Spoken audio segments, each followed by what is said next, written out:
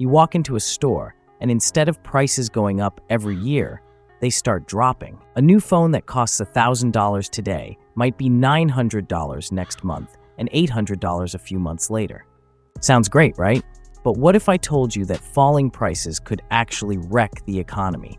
That's what happens in deflation, and it's way more dangerous than most people think. We hear a lot about inflation, how prices keep rising, and how central banks try to control it. But what if inflation didn't just slow down? What if it went negative? That's when we enter the world of deflation, where money gains value over time, but businesses struggle, wages drop, and economic growth grinds to a halt. It's the opposite of what we're used to, and history shows it can be devastating. In this video, we'll break down deflation in simple terms, what it is, what causes it, and how it can impact you from your job to your savings. We'll also look at past examples, like the Great Depression and Japan's lost decades, and explore what governments do when faced with falling prices. So is deflation a hidden blessing or an economic nightmare? Stick around to find out. And if you want more content that makes economics easy to understand, hit that like button and subscribe. Now, let's dive into the world of negative inflation. Understanding inflation and deflation might sound like something only economists need to worry about, but trust me, these concepts affect your wallet, your lifestyle, and even your future. Let's break it down in simple terms. Imagine you're at your favorite coffee shop. Last year, your go-to latte cost $3. However, today, you're paying $3.25 for the same drink. That's inflation in action. Inflation happens when the overall level of prices for goods and services rises over time, which means your money buys a bit less than it used to. A little inflation is normal in a growing economy. It is a sign that people are spending, businesses are thriving, and overall, the economy is buzzing. Most central banks even target a small amount of inflation, around 2% per year, to keep things moving along steadily. But what exactly causes inflation? There are a few main drivers. One is demand pull inflation, which occurs when the demand for products exceeds supply. Think about the latest smartphone release. If everyone is scrambling to get their hands on the new model, prices can spike. Another cause is cost push inflation, where the costs to produce goods go up, like raw materials or wages, and businesses pass those costs on to consumers. Lastly, inflation can be influenced by monetary factors, such as when central banks print more money, increasing the money supply without a corresponding increase in goods and services. Now, let's flip the coin to deflation. Deflation is essentially the opposite of inflation. It means prices are falling over time. Sounds great at first glance, right? Who wouldn't love cheaper goods? But deflation can be a double-edged sword. When prices drop continuously, consumers might start holding off on purchases, thinking that waiting will lead to even lower prices in the future. This hesitation can slow down the economy, leading to reduced income for businesses, layoffs, and overall economic slowdown, a situation that can spiral into what economists call a deflationary spiral. Consider a scenario where a new video game console is announced, and everyone expects prices to drop significantly soon after the release. Instead of buying now, consumers delay their purchase. As demand drops, retailers may lower prices even further to entice buyers. While lower prices sound good for shoppers, the prolonged slump in sales can force companies to cut costs, often by reducing their workforce or scaling back production, which then leads to even less consumer spending and further price drops. So why do these phenomena matter? For younger adults navigating the early stages of their careers, understanding inflation is crucial because it directly impacts your cost of living, savings, and even your income. For instance, if your salary isn't increasing at the same rate as inflation, your purchasing power diminishes. It might take you more effort to save up for a down payment on a house, or you might find that your favorite vacation destination suddenly becomes too pricey. On the flip side, deflation might seem like a boon when you're shopping for everyday items, but its broader effects can be concerning. A deflationary economy can lead to job losses and lower wages, which means even if prices drop, you might earn less or struggle to find work. In extreme cases, prolonged deflation can stifle innovation and economic growth, creating an environment where both businesses and consumers are stuck in a cycle of caution and minimal spending. For most people, these dynamics play a critical role in shaping future opportunities. If inflation runs too high, it can erode the value of your savings and investments. On the other hand, persistent deflation can make it hard for the economy to grow, limiting job prospects and the potential for higher wages. In a nutshell, both inflation and deflation come with their own sets of challenges and benefits, and the key is balance. But what causes deflation? Causes of deflation. One of the primary drivers of deflation is a drop in overall demand for goods and services. Imagine if, for some reason, people started tightening their belts, maybe due to job losses, lower incomes, or just general economic uncertainty. When consumers and businesses cut back on spending, there's less money flowing into the economy. This drop in demand forces companies to lower their prices in an attempt to attract buyers. It's like a clearance sale that never ends. But while lower prices might seem great, they can lead to reduced revenues for companies, which then might cut back on hiring or production, creating a vicious cycle of falling demand and shrinking economic activity. Another cause of deflation can be an oversupply of goods relative to what people are willing or able to buy. This situation might occur if there's a sudden boost in productivity or technological advancements that significantly increase the efficiency of production. For example, think about how automation and smart manufacturing have ramped up production rates in certain industries. When production outpaces consumption, companies find themselves with more inventory than they can sell, so they drop prices to clear out stock. While innovation and increased efficiency are great, if they aren't matched by a corresponding rise in demand, they can inadvertently push prices downward. Debt plays a massive role in the economy, and too much of it can lead to deflation. When consumers, businesses, or even governments carry large amounts of debt, they tend to become cautious about spending. Instead of using extra cash to buy new gadgets or invest in new projects, they focus on paying down their debts. This behavior reduces overall spending, leading to lower demand for goods and services. Additionally, high debt levels make companies and households more vulnerable during economic downturns. When debt becomes overwhelming, the resulting cutbacks can force prices down as businesses scramble to boost sales in a low-demand environment. Economic policies designed to control inflation or stabilize the economy can sometimes also have unintended consequences that lead to deflation.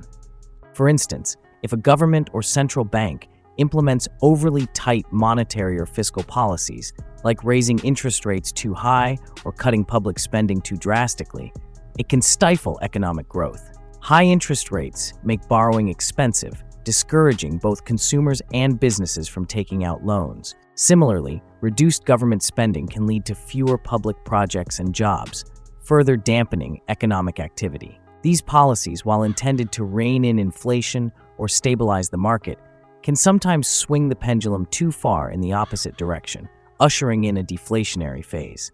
Another cause of deflation is how people think about the economy. When consumers expect prices to fall, they may delay purchases, hoping to snag a better deal later on. This wait-and-see approach can further reduce demand, which in turn leads to even lower prices. It becomes a self-fulfilling prophecy. Expectations of falling prices cause behaviors that drive prices down. This psychological factor can be particularly pronounced in uncertain economic times, where fear and pessimism take hold. However, beyond all of these, the conversation about deflation and its causes cannot be complete without a look back in time at some examples of deflation in action. Let's dive into two of the most dramatic economic roller coasters in history. Stories that'll make your crypto losses look like pocket change. Picture this: October 1929, Wall Street. The stock market isn't just falling, it's in free fall. The Roaring Twenties party is over, and America is about to experience the mother of all hangovers. What followed wasn't just a recession, it was an economic nightmare that would define a generation. As stock prices crashed, panic spread like wildfire. Banks that had invested heavily in stocks began to fail. Here's where deflation showed its ugly face. Prices didn't just dip, they plummeted.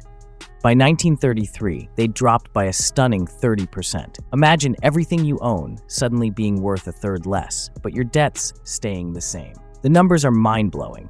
Unemployment hit 25%. That's 1 in 4 people losing their jobs. Industrial production halved, and international trade crashed by 2/3. We're talking about people selling apples on street corners just to survive, and families losing everything they'd worked for. The government's initial response? They basically tried to wait it out. Spoiler alert, that didn't work. It wasn't until Franklin D. Roosevelt's New Deal that things started turning around. Now let's fast forward to something more recent. Japan's economic saga that started in the 1990s and continues today. If the Great Depression was a sudden crash, Japan's story is more like a slow puncture that never gets fixed. The setup, 1980s Japan was crushing it. They were buying up American landmarks, their stock market was soaring, and everyone thought they'd become the world's largest economy. Then pop! Their real estate and stock market bubbles burst simultaneously. What followed was economic quicksand. Prices started falling, but not dramatically. We're talking about 1 to 2% per year. Sounds minor, right? Wrong. This persistent deflation created what economists call a liquidity trap. People and businesses hoarded cash, waiting for prices to fall further. The economy basically went into hibernation. Check out these stats. Japan's stock market in 1989 hit almost 39,000 points. It only passed this height in February 2024, over 30 years later. Property values in major cities fell by as much as 70% and took decades to recover. The Japanese government tried everything. Zero interest rates, massive public spending, printing money like there's no tomorrow. They even invented quantitative easing, the economic equivalent of throwing the kitchen sink at the problem. Yet deflation persisted. The human cost? A generation of Japanese workers faced stagnant wages, limited job opportunities, and a radically different economic reality than their parents. The job-for-life culture crumbled, and part-time work became the new normal for many young people. The lessons from these two stories are simple. The Great Depression showed us how quickly deflation can destroy an economy when combined with financial panic. On the other hand, Japan's experience reveals how even a wealthy, advanced economy can get stuck in a deflationary trap that's incredibly hard to escape. Both cases demonstrate that deflation isn't just about falling prices. It's about changed behaviors and expectations. When people expect prices to keep falling, they change their spending and investment habits in ways that make the problem worse. Most importantly, these historical examples taught central banks and governments that preventing deflation is crucial. It's why you see such aggressive responses to economic crises today. The lessons of the past have shown that acting too little, too late can have devastating consequences. While we've mentioned them a bit earlier in this video, what exactly are the effects of deflation? For consumers, falling prices might feel great in the short term. Imagine shopping for tech gadgets or clothes and noticing that the cost of your favorite items drops steadily over time. On the surface, this seems like a bonus. However, when deflation sets in, people tend to postpone purchases, expecting even lower prices in the future.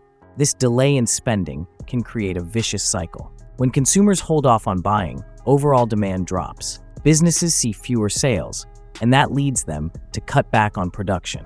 As production slows, companies might start to downsize, which can eventually lead to layoffs. So, while you might snag a deal on that new laptop, a deflationary environment can contribute to job losses and lower wages over time. Businesses also bear a significant brunt of deflation. When prices drop, companies earn less revenue from their goods and services. Even if production costs decrease slightly due to falling input prices, the overall drop in revenue can squeeze profit margins. For startups and small businesses, many run by young entrepreneurs, this can be especially dangerous. Lower profits mean less money to reinvest in the business, stifling growth and innovation. In a deflationary market, companies are often forced to cut costs, sometimes through layoffs or scaling back operations. This creates an environment of uncertainty that can discourage new business ventures and limit opportunities for economic growth. Employment is another major area affected by deflation. As businesses experience reduced revenues and struggle to maintain profit margins, they often look to cut costs by reducing their workforce. Even if your company manages to avoid layoffs initially, deflation can lead to a slowdown in hiring, making it harder for recent graduates and young professionals to find jobs. When deflation sets in, wages tend to stagnate or even fall as companies try to cope with decreased demand. For young adults entering the job market, this can be particularly discouraging. Not only might you face fewer job openings, but the quality and pay of available positions may also suffer, potentially stunting your career growth and financial stability. The effects of deflation also extend to investments and savings. In an ideal world, falling prices could boost your purchasing power if you're saving money. However, deflation can also mean that the value of your investments might decrease. Stock markets, for example, generally do well in growing economies, but in a deflationary period, reduced consumer spending and lower business profits can lead to lower stock prices and diminished returns on investments. For young investors, this might translate into slower growth of retirement funds or other long-term savings. Furthermore, deflation increases the real burden of debt. Even if you have a fixed-rate student loan or mortgage, deflation makes the money you owe worth more over time because your income might stagnate or fall, making it tougher to pay off debts. Deflation can also have a broader impact on the economy by creating what economists call a deflationary spiral. This occurs when declining prices lead to reduced spending, which in turn causes further drops in prices. It becomes a downward loop. Consumers expect prices to fall even more, delaying purchases. Businesses respond by cutting production and laying off workers. Unemployment rises, further reducing demand, and the cycle continues. For young people, especially those just starting their careers, this kind of economic environment can be particularly harsh. It can lead to long periods of economic stagnation, where opportunities for career advancement and entrepreneurship become scarce. On the flip side, deflation might open up some unique opportunities, especially for those willing to think long-term. For instance, lower prices can make essential goods and services more affordable for those on a tight budget. If you're someone who values saving money, a deflationary period might help you stretch your paycheck a little further in everyday expenses like groceries or public transportation. However, these benefits can be short-lived if the deflationary spiral takes hold, as the overall economy might suffer, impacting job stability and income levels. In summary, while deflation might initially seem like a gift, after all, who doesn't like lower prices? Its broader effects can be deeply damaging. Reduced consumer spending, squeezed business profits, job losses, and slower investment growth are all potential pitfalls in a deflationary economy. While deflation can be seen as this big bad sack of woes, there are certain policies that can be implemented to address it, and we'd be looking at these policies now. First up is monetary policy. Central banks, like the Federal Reserve, play a huge role when deflation hits. They typically lower interest rates to encourage borrowing and spending. When interest rates drop, loans become cheaper, which can boost investments and consumer spending. This is similar to getting a sale on a favorite gadget. It makes you more likely to make that purchase. But sometimes, interest rates are already super low and there's not much room to cut further. That's when central banks turn to something called quantitative easing. This means they inject cash into the economy by buying government bonds and other financial assets. The goal is to boost liquidity and signal that the banks are ready to support the economy. Think of it as giving the financial system a much-needed energy drink. Now let's talk about fiscal policy. This is where the government steps in directly. During deflation, consumers might hold off on spending because they expect prices to drop further. To counteract this, governments can ramp up spending.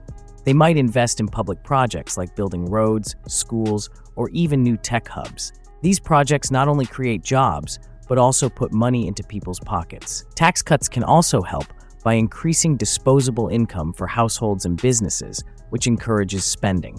Imagine getting a bonus or a tax refund. It can make a big difference in how much you spend or save. The idea is to kickstart economic activity when the market seems frozen.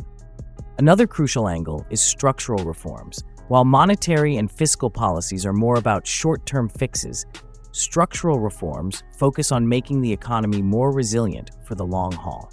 This could include regulatory reforms to help small and medium-sized enterprises, SMEs, access credit more easily, or measures to boost productivity. In our fast-paced digital age, streamlining business regulations can help companies innovate and grow, creating a more dynamic economic environment. It's like updating your computer's software to improve performance. Sometimes you need a system overhaul to see lasting improvements. Sometimes the magic really happens when monetary and fiscal policies work hand in hand.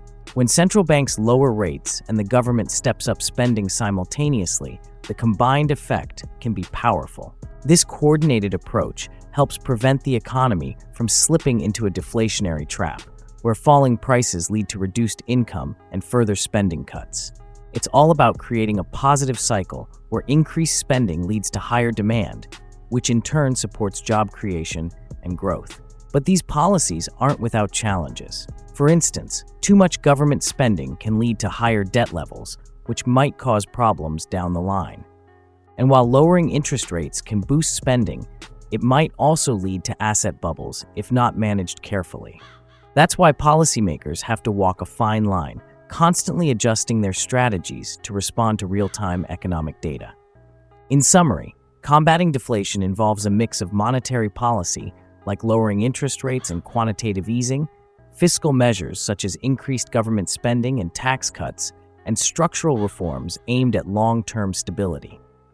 Together, these strategies work to break the deflationary cycle and create an environment where the economy can thrive, even in tough times. Now let's get into how to survive and even thrive in these periods. First up, let's talk about debt. During deflation, your existing debt becomes more expensive in real terms. That $30,000 student loan? It feels more like $35,000 when your purchasing power drops. The move here is to aggressively pay down high-interest debt while interest rates are typically lower during deflation. If you can refinance existing loans at lower rates, do it. Cash becomes king in deflation, but don't go stuffing it under your mattress. Smart money moves include keeping a larger emergency fund than usual. Think 6 to 12 months of expenses. Why? Because job security can get shaky when companies start cutting costs. Here's where it gets interesting. While everyone else is freaking out, look for opportunities. Real estate often becomes cheaper during deflation. If you've got stable income and good savings, this could be your chance to invest in property at discount prices. The same goes for quality stocks. Great companies often get oversold during deflationary periods.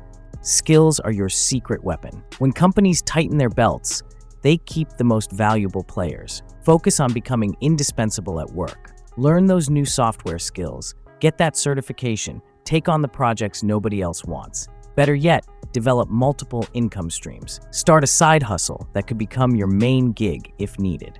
Digital skills are particularly valuable during deflation. Why? Because technology often helps companies cut costs, and those who understand it become valuable. Learn digital marketing, coding, data analysis, or other tech skills that companies need. Think about your career strategically. Some sectors actually do well during deflation. Healthcare, essential consumer goods, and discount retailers often thrive. Position yourself in industries and companies that tend to weather economic storms better. Here's a pro tip. Build your network before you need it. Join professional groups, maintain LinkedIn connections, and keep relationships warm. Your network can be your safety net if you need to make a career move. Remember, deflation doesn't last forever. The key is staying flexible and positioning yourself to bounce back stronger. Keep learning, stay adaptable, and maintain a long-term perspective. While others are paralyzed by economic fear, you can be quietly building your foundation for future success. Think of it like surfing. You can't control the waves, but you can learn to ride them skillfully. The road ahead is anything but predictable. AI and automation are rapidly transforming industries, making production more efficient and potentially driving prices down. This could push us toward deflation, where things get cheaper, but it's not all bad news. These innovations are also creating new jobs, industries, and investment opportunities we couldn't have imagined a decade ago. Global economic power is shifting too. The traditional Western-led financial system is evolving into a more complex and interconnected landscape. Factors like China's economic policies, the rise of cryptocurrencies, and emerging markets could introduce deflationary pressures in ways we've never seen before. Then, there's climate change and the push for sustainability. Going green could either drive prices up through costly sustainable practices or push them down as new technologies make clean energy and eco-friendly goods more affordable. It's a delicate balancing act that will shape economies for years to come. So, what's the big takeaway? Deflation isn't just a theory from economics textbooks. It has real consequences for your job, your investments, and your future financial security. Whether it's inflation, deflation, or something in between, understanding these forces is key to making smart money moves. The good news? You don't have to be caught off guard. The best way to prepare is to stay informed, adapt, and keep your financial strategy flexible. That could mean diversifying your income, rethinking investments, or positioning yourself in industries that thrive in changing economic conditions. At the end of the day, economic shifts are part of the cycle. Those who see them coming and adjust accordingly will always be ahead of the game. So keep learning, stay sharp, and remember that every challenge brings new opportunities if you know where to look.